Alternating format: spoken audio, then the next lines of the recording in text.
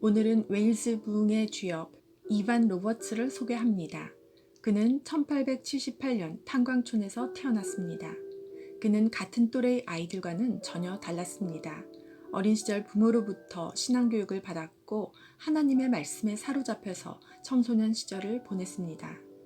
만약 여러분의 자녀들이 영광스러운 하나님의 부흥의 불씨로 마지막 때에 쓰임받기를 원한다면 자녀가 어렸을 때부터 하나님께 올바르게 기도하는 법을 가르쳐 주어야 하고 스스로 하나님의 말씀을 공부하는 방법을 가르쳐 주어야 합니다. 그리고 어떻게 하나님을 제대로 경배하는지도 가르쳐 주고 또한 삶을 통하여 경배적 삶의 본을 보여주어야 합니다. 그는 13살이 되던 때에 하나님을 만났고 그때 주님을 위해 살기로 결정했습니다. 목사님이 설교 중에 하신 만일 예수님이라면 어떻게 하셨을까? 라는 말씀 한마디가 그의 삶을 바꾸어 놓았습니다. 이 말씀이 뇌리에서 떠나질 않았고 내가 예수라면, 내가 그분을 위해서라면 무엇을 하여야 하는가? 질문을 던졌습니다. 그는 하나님에 대한 배고픔으로 가득하여서 기독교 서적을 닥치는 대로 읽어나갔고 번 돈을 아껴서 악기들을 사서 연주하기 시작했습니다. 같은 또래의 청년들과 노는 것보다 어른들과 성경에 대해 토론하는 데 많은 시간을 보내었고 그리하여 교회의 장로회에서는 그를 청소년 주말 성경 토론반의 지도자로 임명하였습니다. 그런데 광산 폭발 사고로 인하여 광산회사가 타격을 입게 되자 그는 일자리를 찾기 위해 눈물을 머금고 성경 토론반의 지도자 자리를 사임하고 마운튼 애쉬라는 곳으로 갔습니다. 그는 그곳에서 영적인 위대한 일이 그를 기다리고 있음을 전혀 눈치채지 못했습니다. 그 당시 사람들은 하나님의 능력을 이해하거나 관심이 있는 사람이 거의 없었습니다. 그러나 그는 그렇지 않았습니다. 그는 더 하나님을 많이 경험하기를 원했습니다. 많은 시간을 다른 사람들을 위하여 중보 기도를 하는 데 보냈습니다. 그러다 보니 그가 20살이 되던 해에 주위 사람들로부터 신비주의자, 종교적 광신자라는 비난의 말을 듣게 되었습니다.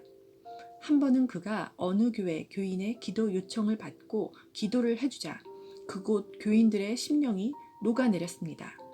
그 후 그 교회 목사님이 그에게 풀타임 사역자가 되는 것이 좋겠다고 권하여서 심사숙고한 끝에 그 목사님의 말씀을 하나님의 말씀으로 받아들여 풀타임 사역자가 되기로 결정을 합니다. 이 즈음 그가 한 친구에게 나는 요즘 하나님께 자네와 내가 성령에 사로잡히게 해달라고 기도하고 있네 라고 편지를 한 적이 있습니다. 그리곤 얼마 후 그가 누워있던 침대가 흔들리는 일이 일어났습니다. 그때부터 그는 밤 1시면 자동적으로 잠이 깨어 4시간 동안 깊은 기도로 하나님과 친밀한 교제를 한 이후 새벽 5시에 잠이 들면 9시에 일어나 다시 12시까지 기도로 하나님과 교제의 시간을 보내게 됩니다. 이러한 영적 훈련을 한 결과 그는 25세 때에 하나님께서 자신을 웨일스 지방의 큰 부흥을 위하여 쓰실 것이라는 계획을 미리 자각하게 됩니다. 그의 심령은 하나님의 기사와 이적과 부흥에 늘 목말라 했습니다. 우리가 알아야 할 것은 하나님의 부흥이 이 땅에 도래하기 전에 반드시 한 사람의 성령에 먼저 부흥이 도래합니다. 기도하는 한 사람의 심령이 우선적으로 하나님의 부흥을 경험하지 않고는 그 지역에 부흥이 결코 일어나지 않는다는 뜻입니다. 이 즈음 웨일스 지방의 거의 모든 교파들이 부흥을 놓고 기도했습니다. 26세가 되던 해는 그에게 참으로 힘든 한 해였습니다. 사람들이 원하는 것과 성령님이 원하는 것 사이에서 방황을 했습니다. 그의 입안의 친구들은 그에게 셋 조슈아라는 목사님의 설교를 들으러 가자고 했습니다. 셋 목사님은 자신의 능력의 외투를 물려줄 엘리사를 달라고 기도하고 있던 중이었습니다. 이반 로버츠가 셋 조슈아 목사님을 만나자 그분이 입고 있던 능력의 외투를 이반이 물려받는 것과 같은 일이 일어났습니다. 설교의 기름 부음이 이반에게 물려진 것입니다. 이후 애송이 설교가에 불과한 이반 로버츠의 설교를 듣겠다고 많은 사람들이 몰려들었고 하나님의 큰 부흥의 불이 불기 시작했습니다. 이 당시 이반은 수십만의 영혼들이 예수님을 영접하는 일이 일어나게 해달라고 하나님께 기도하고 있었습니다.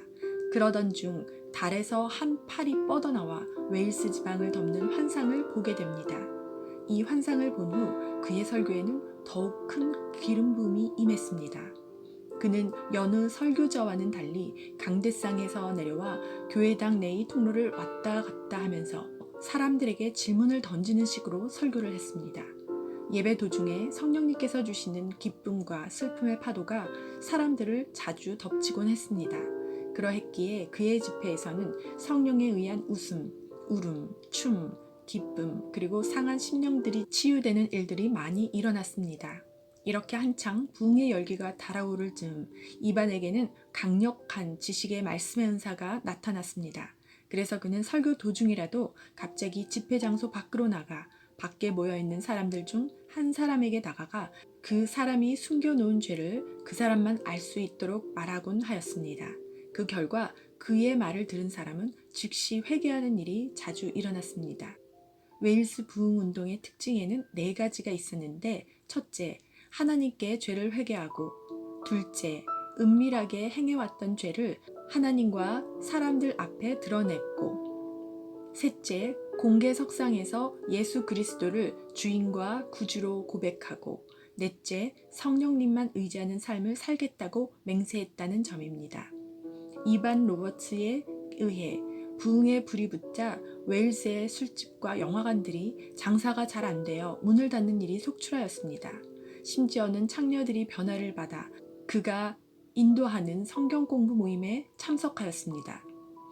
꾼 돈을 갚지 않은 사람들이 돈을 갚는 일이 여기저기에서 발생하게 되고, 경제적 책임을 지지 않고 술만 마시던 아버지들이 일찍 귀가하는 일이 일어났습니다. 이 땅에 하나님의 나라가 도래한 현상이 전국 각지에서 일어나기 시작했습니다. 오늘날 일어나는 부흥에도 웨일스 부흥운동과 동일하게 적용될 수 있습니다. 회개는 하나님께서 보내주신 부흥의 힘이며, 그리스도를 주인으로 삼는 것은 내 삶의 그 어떠한 것이 하나님보다 우선순위에 두어서는 안 됩니다. 하나님보다 더 사랑하는 것이 없나 점검해 보아야 합니다. 그리할 때 하나님은 나에 대한 계획을 수립하시고, 또 그 어떤 것이 하나님보다 우위에 있으면 이를 회개하고 하나님을 삶의 우선순위에 맨 위에 올려놓을 때 나의 묶여있던 삶과 사역이 풀리기 시작합니다. 하나님께서 오래 쓰시는 그릇이 되기 위하여는 영만이 아니라 마음과 몸도 철저하게 관리를 해야 합니다. 하나님의 사역자는 하나님의 부흥과 성령의 불을 오래 지속할 수 있도록 지정일을 잘 관리해야 합니다. 마귀의 놀이개가 되지 않도록 말입니다. 이반 로버츠는 몸 관리를 소홀히 하여 그의 사역은 20대 말에 일찍 그 사역의 종말을 고했습니다. 그리고 그는 72세의 일기로 생을 마감하고 하나님의 품으로 돌아갔습니다. 그는 영적 대각성이라는 하나님께서 주신 열쇠로 위대한 부흥의 문을 연 사람입니다. 웨일스 지방에 성령님의 운행하심을 대단히로 이끌어낸 하나님의 위대한 장군임에 틀림이 없습니다.